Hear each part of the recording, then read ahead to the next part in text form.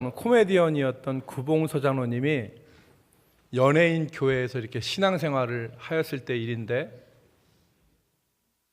그 연예인들이 주일 오후에 그 성경 공부를 했대요. 근데 그때 연예인 교회를 담임하셨던 분이 온누리 교회 돌아가신 하용조 목사님이었답니다. 하용조 목사님하고 이렇게 연예인들이 같이 성경 공부를 하는데, 그날 주제가 동정녀 마리아 사건이었어요. 그래서 동정녀 마리아 사건에 대해서 하 목사님이 열심히 설명을 했더니, 그리고 은혜를 나누고 있는데 한 젊은 연예인이 손을 들더니, 목사님 농담하지 마세요.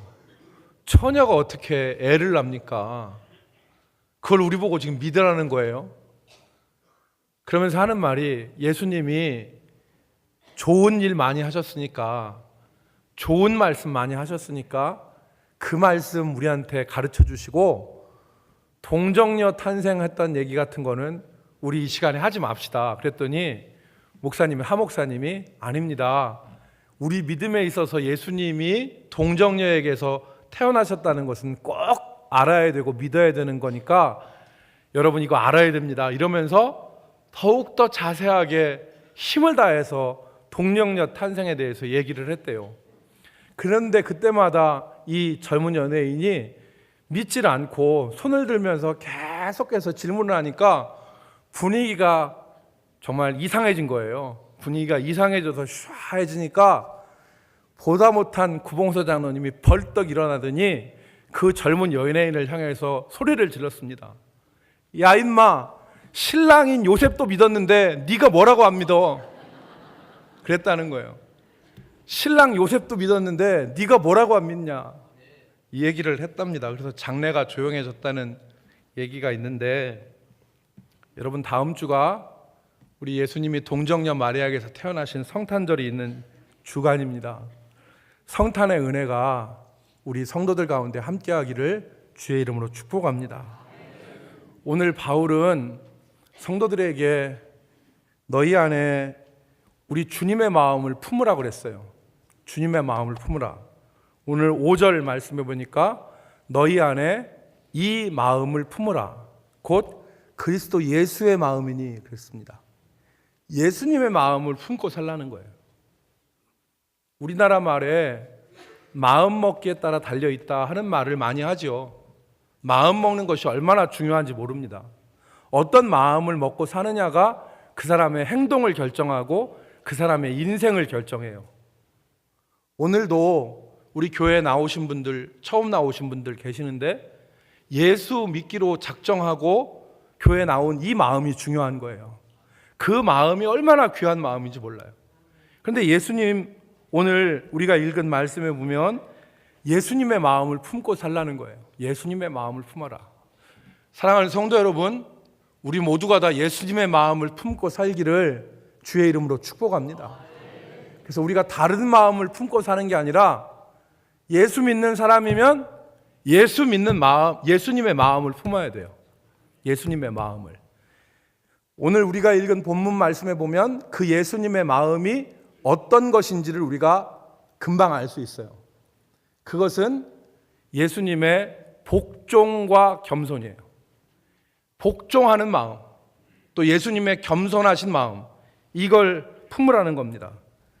여러분 오늘 6절부터 보십시오. 그는 근본 하나님의, 여기서 그는 예수님이에요. 예수님은 근본 원래 하나님의 본체시나 하나님과 동등됨을 취할 것으로 여기지 아니하시고, 이게 겸손이죠. 하나님과 동등하신 분이지만 동등됨을 취하지 아니하시는 겸손. 그 다음에 보니까 오히려 자기를 비워 종의 형체를 가지사 사람들과 같이 되셨고 사람의 모양으로 나타나사 자기를 낮추시고, 예수님의 겸손입니다.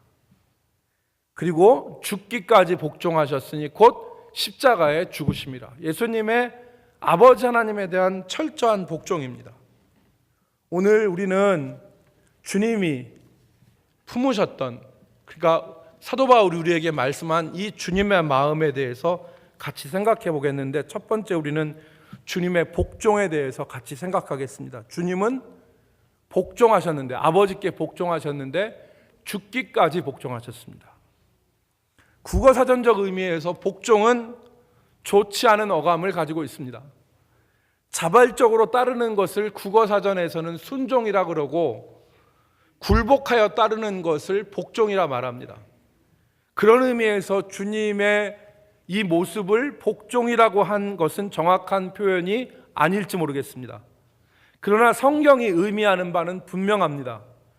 그것은 예수님은 억지로가 아니라 자발적 복종을 하셨다는 거예요. 억지로 강제적으로 따른 것이 아니라 기꺼이 자신을 드림으로, 기꺼이 드림으로 하나님의 뜻을 따랐습니다.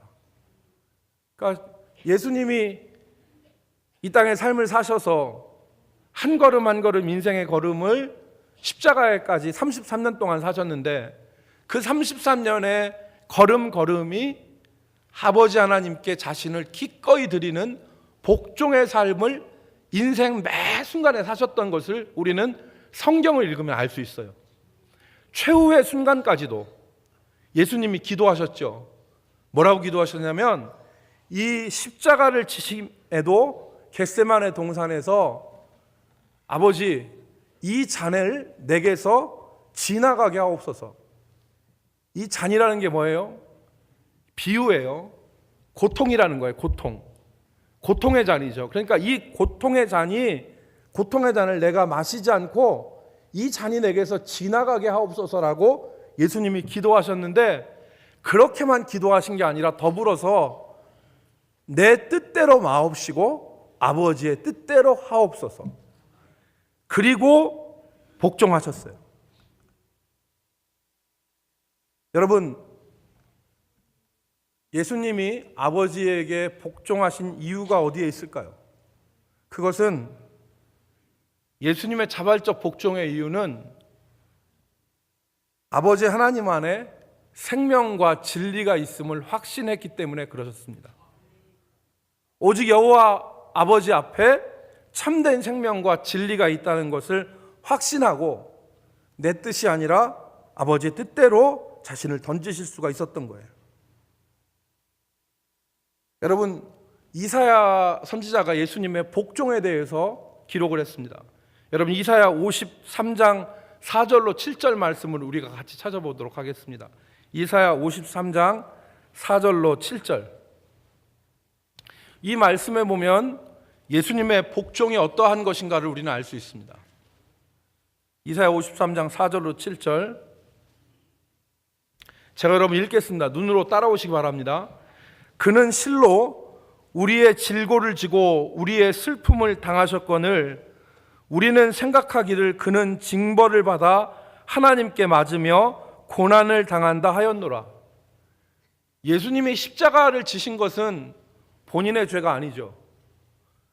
우리의 질고를 지고 우리의 슬픔을 담당하셨지만 우리는 생각하기를 그가 징벌을 받아서 그렇게 된 것이다, 이렇게 생각한다는 말입니다. 5절 말씀, 그가 찔림은 우리의 허물 때문이요 그가 상함은 우리의 죄악 때문이라. 그가 징계를 받음으로 우리는 평화를 누리고 그가 채찍에 맞음으로 우리는 나음을 받았도다. 우리는 다 양 같아서 그릇 행하여 각기 제 길로 갔거늘 여호와께서 우리 무리의 죄악을 그에게 담당시키셨도다. 7절 보십시다. 주님의 십자가는 주님이 죄지어서 당한 것이 아니라 우리의 질고와 우리의 슬픔으로 당하신 것이고, 우리 때문에 채찍과 우리 때문에 곤고함을 당하신 것인데, 그 곤고함과 채찍과 고통을 당하실 때 7절 제가 읽습니다. 그가 곤욕을 당하여 괴로울 때에도 그의 입을 열지 아니하였으며 마치 도수장으로 끌려가는 어린 양과 털 깎는 자 앞에 잠잠한 양같이 그 입을 열지 아니하였도다. 그러니까 마치 도살장에 끌려가는 잠잠한 어린 양처럼 고난과 고통을 당해도 주님이 왜 내가 이걸 당하느냐고 그렇게 하나님 앞에 대들지 않고 복종함으로 자신을 드렸다는 겁니다. 자발적 순종이라는 것이죠. 여러분, 오늘 우리에게 필요한 것이 바로 이 복종하는 모습입니다. 하나님 아버지께 복종하는 마음을 품고 그 마음으로 살아가라는 것입니다. 너희 안에 이 마음을 품으라. 이 말은 우리에게 복종하는 마음의 자세를 가지라는 겁니다. 여러분, 이 복종이라는 것은 세상의 개념과 정면 충돌합니다. 세상은 너의 권리를 주장하라, 목에 핏대를 세우고 소리를 지르면서 얻으려고 하는 것을 주장해서 얻으라, 이렇게 세상이 말합니다. 그러나 예수님은 포기와 복종을 말씀하셨습니다. 즉, 나 스스로 살아가는 것이 아니라 하나님 앞에 항상 무릎 꿇고 복종하는 자세로 서 있는 것처럼 생각하고 마음 자세를 가지고 살아가라는 것입니다. 내가 내 인생의 주인이라고 생각하면서 내 멋대로 살아가는 것이 아니라 내 인생의 주인은 하나님이시고 나는 하나님 앞에 무릎 꿇는 자로 서 있다라고 생각하면서 살라는 것입니다. 오늘 우리 현대인들이 이 복종의 의미를 잘 알지 못합니다. 오스왈드 샌더슨이라는 사람이 오늘날 현대 사람들이 복종하는 제자가 되지 못하는 이유를 말했습니다. 제자란 그리스도의 가르침을 받아서 그 가르침을 믿을 뿐만 아니라 삶 속에서 그것을 실천하는 사람인데, 오늘 이 제자가 되기 위해서는 자기 부인과 순종이 필요하다, 복종이 필요하다 그랬는데, 마치 베드로가 우리가 모든 것을 버리고 주를 따랐습니다라고 고백한 것처럼 자기를 버리고 그리고 복종하는 것이 필요한데, 현대사회에 참된 제자가 부족하다는 겁니다. 왜? 현대사회는 즉각적인 만족을 원하기 때문에, 그리고 자기가 얻고 싶은 것을 얻고자 하는 욕망이 강하기 때문에, 최소한의 노력과 희생으로 최대한의 기도 응답과 빠른 결과를 원하기 때문에, 그러니까 현대사회의 제자들의 마음속에는 어떤 마음이 있냐? 자판기에다가 돈 넣으면, 자판기에 동전 넣으면 바로 물건이 튀어나오는 것처럼, 내가 기도하면, 내가 주님을 부르면 바로 어떤 결과가, 내가 얻고 싶은 것을 제깍제깍 얻으려고 하는 마음이 가득하지, 주님 앞에 복종하고 무릎 꿇는 제자로서의 모습으로 살아가려고 하는 마음들이 없다는 겁니다. 여러분, 오늘 우리의 마음을 잘 생각해 보십시오. 우리의 마음을 잘 생각해 보십시오. 우리가 정말 주님 앞에 복종하려고 하는 마음이 있는가?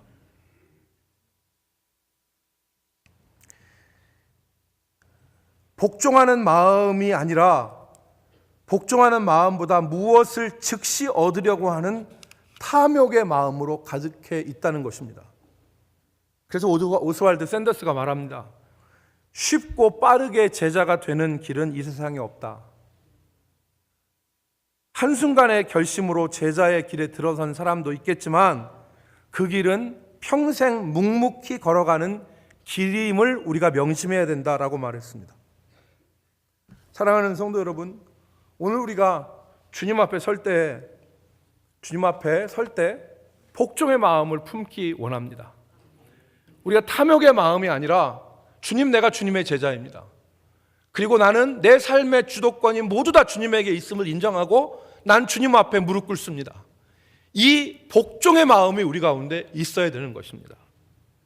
여러분, 필요한 때만 예수님을 찾고 필요한 때만 예수님을 불러서 내 문제의 임기응변과 위기를 극복하는 수단으로 예수님을 생각하는 것이 아니라, 항상 내 삶이 주님 앞에 무릎 꿇고 주님께 복종하는 삶이 될 수 있도록 기도하시기를 바랍니다. 여러분, 요한복음 15장에는 이 사실을 분명하게 말했습니다. 요한복음 15장에는 예수님이 15장 1절에서 정의를 했어요. 나는 포도나무요, 너희는 가지니 그랬습니다. 나는 포도나무요, 너희는 가지니. 그러면서 요한복음 15장 4절, 내 안에 거하라, 나도 너희 안에 거하리라. 가지가 포도나무에 붙어 있지 아니하면 스스로 열매를 맺을 수 없음 같이 너희도 내 안에 있지 아니하면 그리하리라. 나는 포도나무요, 너희는 가지라. 그가 내 안에, 내가 그 안에 거하면 사람이 열매를 많이 맺나니 나를 떠나서는 너희가 아무것도 할 수 없습니다. 여기서 주님이 말씀하신 것은 뭐냐면, 주님과 항상 연결되어져 있는, 주님 앞에 서 있는, 그래서 주님 앞에 무릎 꿇는 제자로서의 마음을 말씀하신 것입니다. 여러분, 1886년에 태어나서 1960년에 그 생을 마친 그 존 베일리라는 사람이 있습니다. 이 존 베일리라는 사람은 신학교 교수였습니다. 가르치는 과목이 조직신학이었습니다. 근데 이 조직신학은 그렇게 부드럽고 재미있는 학문이 아니에요. 굉장히 딱딱합니다. 논리적이고 이론적이고 딱딱한데, 이 존 베일리라는 분은 하나님을 날마다 묵상하고 하나님의 말씀을 사색하면서 여러 좋은 말을 했는데, 존 베일리가 하나님 앞에서 어떻게 살아가기를 원했는지 기도문을 하나 남겼습니다. 그 기도문을 한번 여러분 같이 읽어보면 좋겠는데, 화면에 한번 띄워주시면 좋겠습니다. 이렇게 기도했습니다. 창조주시며 구속자이신 하나님, 오늘도 주님께서 저와 동행하셔서 복을 주시지 않으셨다면 저는 살아갈 수 없었습니다.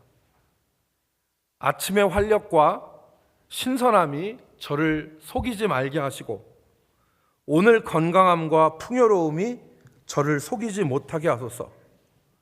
또한 제가 저를 의지하지 말게 하소서. 이 모든 은사가 주님으로부터 오는 것임을 고백합니다. 주시는 분도 주님이시고 거두시는 분도 주님이십니다. 그것은 제 것이 아니며 저는 단지 믿음으로 붙잡을 뿐입니다. 끊임없이 주님을 의지하고 신뢰할 때 비로소 그 모든 것을 누릴 줄 믿습니다. 여러분, 존 베일리의 얘기는 이겁니다.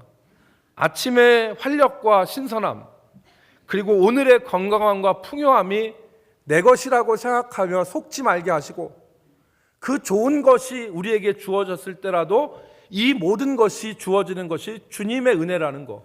그래서 내가 항상 요한복음 15장에서 말씀한 것처럼 포도나무와 가지의 비유처럼 항상 주님을 의지하고 주님 앞에 복종하는 마음으로 살아갈 수 있도록 저에게 은혜를 주십시오. 이것이 존 베일리의 기도입니다. 여러분, 우리가 어떤 마음을 품고 삽니까? 내가 필요한 것을 얻기 위해서 동전 자판기에다가 동전 넣고 필요한 것 딱 뺏는 마음으로 예수님을 이용해서 내가 예수님과 동행합니까? 그게 아니죠. 너희 안에 이 마음을 품으라. 곧 그리스도 예수의 마음이니. 예수의 마음, 우리가 품을 마음은 아버지 하나님께 복종하는 마음입니다. 나는 연약합니다. 항상 나를 붙들어 주옵소서. 주님 앞에 무릎 꿇고 복종하는 모습으로 주님과 연결되어진 믿음이 우리 가운데 품어야 될 마음입니다. 여러분, 이제 신년이 되면 많은 사람들이 성경 일독을 합니다. 우리도 이제 성경을 나눠드리고 성경 읽도록 하겠는데, 로버트 맥체인이라는 분이 맥체인 성경 읽기표를 만들었어요. 그래서 그건 성경을 그냥 읽는 게 아니라, 예를 들어서 모세오경의 한 부분, 시편의 한 부분, 그 다음에 복음서의 한 부분, 서신서의 한 부분, 이렇게 매일매일 읽어나가는데, 그 표대로 읽어나가면 1년이면 성경을 일독할 수 있는 표를 만든 분이 로버트 맥체인입니다. 이 로버트 맥체인이라는 목사님은 영국에서 목회를 너무 잘했는데 20대에 그만 너무 목회 열심히 해서 돌아가셨어요. 근데 이 로버트 맥체인 목사님이 한 말이 있습니다. 여러분, 저는 오늘 그걸 여러분들과 함께 나누고 기억하기를 원하는데, 로버트 맥체인이 뭐라고 했냐면, 우리는 주님을 바라봄으로 구원을 받고, 우리는 주님을 계속하여 바라봄으로 거룩해진다. 여러분 이해가 되시죠? 요한복음에 말한 것처럼 모세가 광야에서 뱀을 든 것 같이 인자도 들려야 되리니 이는 저를 믿는 자보다 멸망치 않고 영생을 얻게 하려 하심이라. 모세가 광야에서 놋뱀을 들었어요. 그것을 바라볼 때 불뱀에 물린 사람들이 삶을 얻었습니다. 모세가 광야에서 뱀을 든 것 같이 인자 예수님도 들려야 되리니, 십자가에 못 박히셔서 예수님이 돌아가셨는데 그 십자가에 못 박힌 예수 그리스도를 바라보는 사람은 죄사함을 받고 영생을 선물로 받습니다. 그러니까 주님을 바라보는 자는 구원을 얻고, 주님을 계속하여 바라보는 자, 어감을 살리면, 좀 더 리얼하게 얘기하면 주님을 뚫어지게 바라보는 자는 거룩하여진다. 그러니까 여러분, 우리 오늘 주님 앞에 복종하는 마음을 가지고 주님을 바라볼 수 있는 저와 여러분이 되기를 주의 이름으로 축복합니다. 두 번째, 주님의 겸손입니다. 주님은 죽기까지 복종하셨는데 그 원동력이 주님의 겸손에 있습니다. 우리는 겸손의 마음을 품어야 된다고 가르칩니다. 너희 안에 이 마음을 품으라. 겸손의 마음이죠. 주님의 겸손은 첫 번째는 두 가지로 우리가 살펴볼 수 있는데, 첫 번째는 자신의 지위와 자신의 권리와 자신의 영광까지 포기한 겸손이었습니다. 주님의 겸손이 자기의 지위와 자기의 특권과 자기의 영광까지 포기한 겸손. 6절 말씀을 보십시오. 그는 근본, 예수님은 근본 하나님의 본체시나 하나님과 동등됨을 취할 것으로 여기지 아니하시고 7절에 오히려 자기를 비워 종의 형체를 가지사 사람들과 같이 되셨고, 이 말은 무엇이냐면 주님이 하나님이신데 하나님으로서의 지위와 특권을 버리셨다는 거예요. 그리고 자기를 비워서 종의 형체를 가졌다는 것은 자기의 영광을 버리셨다는 말입니다. 그러니까 주님은 자기의 지위와 자기의 특권과 자기의 영광까지 다 버리셨어요. 이 마음을 품으라는 겁니다. 이게 겸손입니다. 오늘날 문제들이 어디서 일어나냐면 사람들이 겸손하지 않은 데서 모든 문제가 발생합니다. 겸손해지면 좀 좋을 텐데 사람들이 겸손해지지 않죠. 부부 사이에 자기의 지위와 권리와 특권을 포기할 수 있는 마음이 필요하죠. 또 부모와 자식 간에도 이 마음이 필요합니다. 포기하는 것. 여러분, 우리는 세상의 구원은 저 높은 곳을 향하여요. 저 높은 곳을 향하여. 세상의 구호가 이 저 높은 곳을 향하여가 저 하늘나라면 좋겠는데 저 높은 곳을 향하여가 그게 아니에요. 더 높은 자리, 더 좋은 자리, 이것을 향하여서 세상은 날마다 싸워요. 여러분, 꽃들에게 희망이라는 그 책이 있지 않습니까? 트리나 포올러스가 쓴 책인데, 그림책인데, 거기에 보면 어떤 애벌레가 나오는데, 애벌레가 하루는 땅을 기어가는데 저 멀리서 보니까 기둥이 있는데 굉장히 높은 기둥이 있어요. 그러니까 애벌레들이 막 서로 그 기둥 끝으로 올라가려고 막 애벌레들이 막 각축을 벌여요. 그래서 가만히 가보니까 그 끝에 뭐가 영광스러운 것이 있는가 싶어가지고 보니까 구름에 가렸어. 그래서 이 애벌레도 그 끝에 올라가는, 영광스러운 그 끝으로 올라가려고 하는 대열에 동참을 하고 옆에 있는 동료를 짓 누르고 옆에 있는 동료를 짓 밟아서 결국에는 끝에 올라갑니다. 근데 그 끝에 올라가니까 아무것도 없었어. 그래서 이 애벌레가 권력에 대한 환상을 다 버리고 안 되겠다 해서 탈바꿈을 해요. 그래서 애벌레가 뭐가 되냐면 나비가 되잖아요. 나비가 되어서 창공을 헐헐 나는데 그 얘기가 그 꽃들에게 희망이라는 책의 내용 아닙니까? 오늘 많은 사람들이 더 많이 쥐고 더 많이 얻으려고 해서 사람들을 어렵게 하죠. 근데 포기하면 정반대 일어납니다. 여러분, 한 분의 얘기를 하겠는데, 여러분 치킨 파는 집에 가면 어떤 할아버지가 이렇게 지팡이 들고 이렇게 수염 안경 쓰고 이렇게 있잖아요. K C 있잖아요. 거기 가면 이제 지팡이가 이렇게 있는데 그분의 이름이 샌더스라고, 커넬 샌더스라고 하는 분인데, 이분이 일대기가 참 파란만장해요. 이 할아버지인데, 이 우리 켄터키 프라이드 치킨 할아버지라고 얘기하잖아요. 근데 이분이 생을 바라보면 6살 때인가 8살 때 자기 아버지가 죽었어요. 그래서 3살 된 동생하고 갓난 여동생을 그 6살 때부터 자기가 돌봤어요. 엄마는 일하러 가고. 그렇게 어렸을 때부터 이제 고생을 했는데 12살 때 엄마가 재혼을 해요. 그래가지고 새아버지 밑에서 이렇게 어렵게 크는데, 사업을 하다가 젊었을 때 사업을 안 해본 거 없이 다 했어요. 우리 주변에 아르바이트 안 해본 거 없이 다 해본 분들 계시죠? 아르바이트는 내가 안 해본 거 없이 다 해봤다. 근데 이 사람은 사업 안 해본 거 없이 다 해봤어요. 근데 하면 망하고 하다가 결국에는 이분이 사업을 하다가 미국의 경제 대공황으로 쫄딱 망해요. 그리고 그 다음에 아들이 죽어요. 얼마나 괴롭겠어요. 완전히 이 실패의 연속인데. 그런데 이 사람이 아들을 잃고 정신줄을 놔서 정신병원에 가게 돼요. 그리고 자기 부인도 자기를 떠나요. 그런데 어느 날 들려오는 찬송에 너 걱정 근심 말아라 라고 하는 이 찬송에 이 사람 마음이 녹아지고, 그리고 이 사람이 정신을 차리게 돼서 검사를 해보니까 정신병 완치 판정이 났어요. 그리고 65세 때 치킨 가게를 열어요. 자기가 어렸을 때부터 동생들을 이렇게 먹이면서 요리에 일가견이 있었잖아. 그래서 켄터키 프라이드 가게 치킨을 차려요. 그래서 그 켄터키 프라이드 가게가 엄청나게 잘 됩니다. 65세 때 차렸는데. 근데 여러분, 9년 만에 74세가 되는 이때 켄터키 프라이드 치킨이 미국하고 캐나다에 매장이 몇 개가 됐냐면 700개가 넘어요. 매장이 700개가. 나 대전에 가게 한 두서너 개 갖고 있다 하시는 분 한번 손 들어보세요. 나 가게 대전에 한 두서너 개 갖고 있다. 아유, 두서너 개쯤이야. 근데 이 사람은 미국하고 캐나다에 가게가 700개가 있어요. 엄청난 돈을 벌어요. 근데 이분이 환란을 여러 번 당하니까 이분이 미국을 여러 번 다닐 때 비행기를 자기 전용 비행기를 가질 정도가 됐거든요.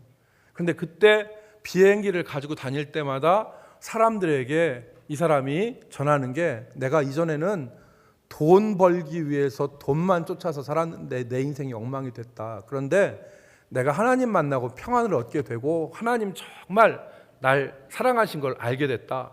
그걸 사람들에게 전해요. 그러면서 시편 50편 15절에 유명한 말씀, 환난 날에 날 부르라.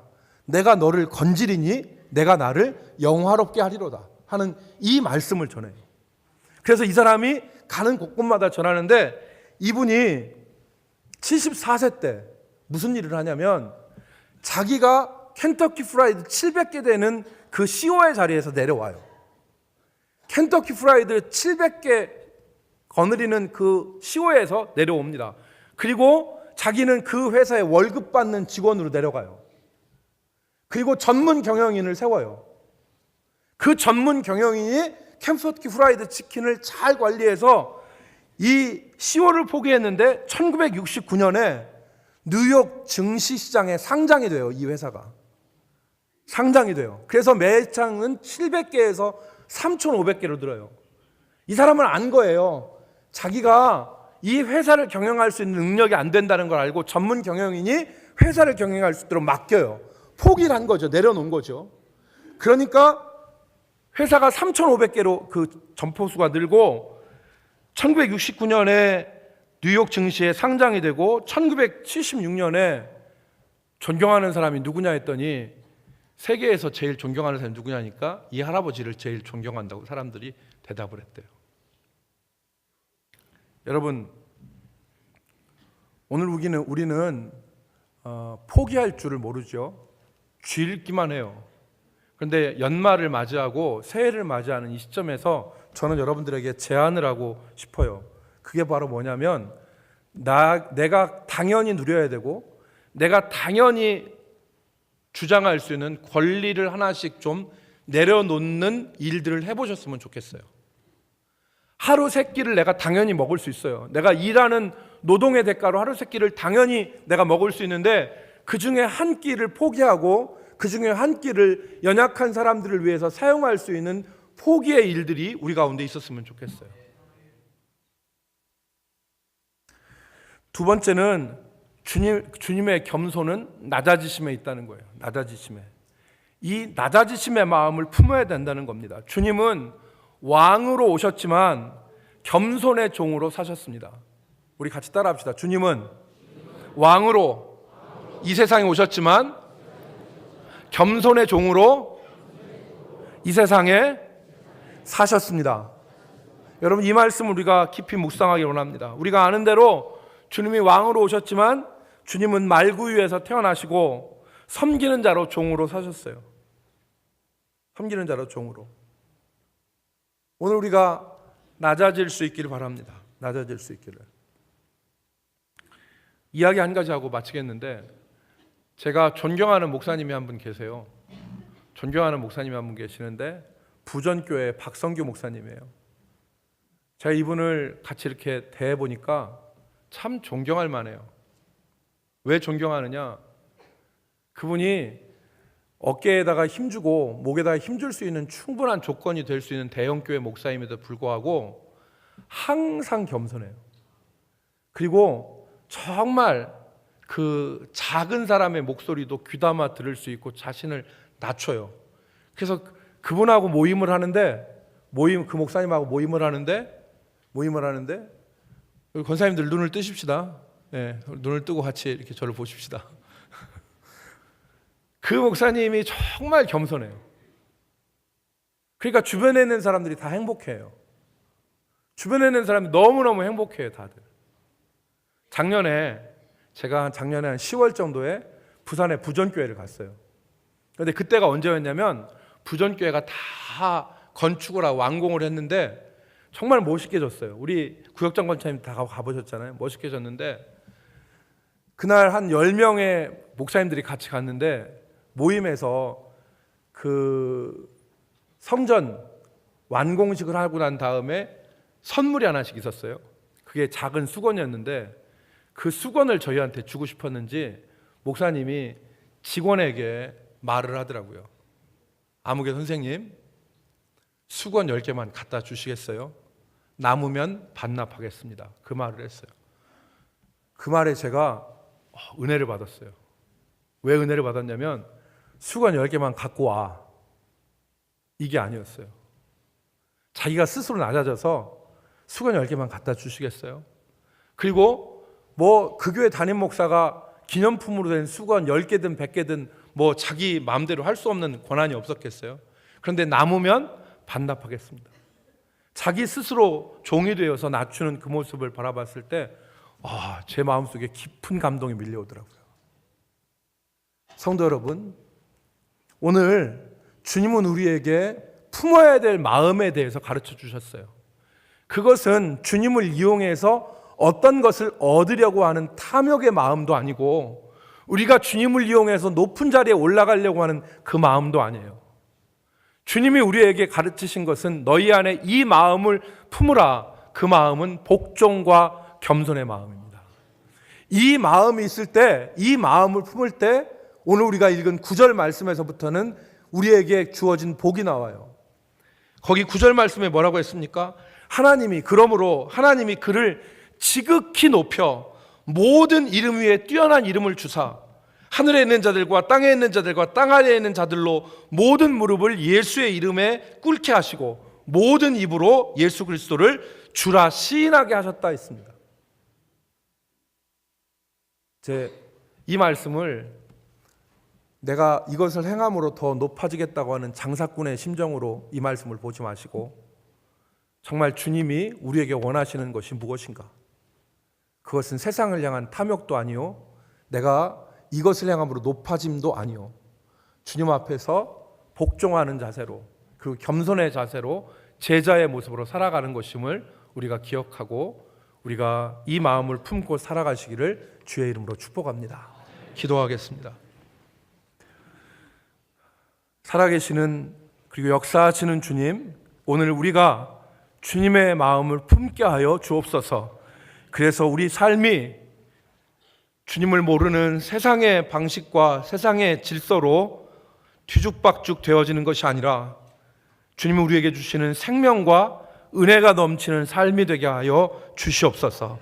하나님, 포기하고 내려놓을 것을 기억나게 하시고 우리가 항상 주님 앞에 어떤 자세로 서 있어야 될 것인가를 생각하게 하여 주옵소서. 예수님의 이름으로 기도 올리옵나이다.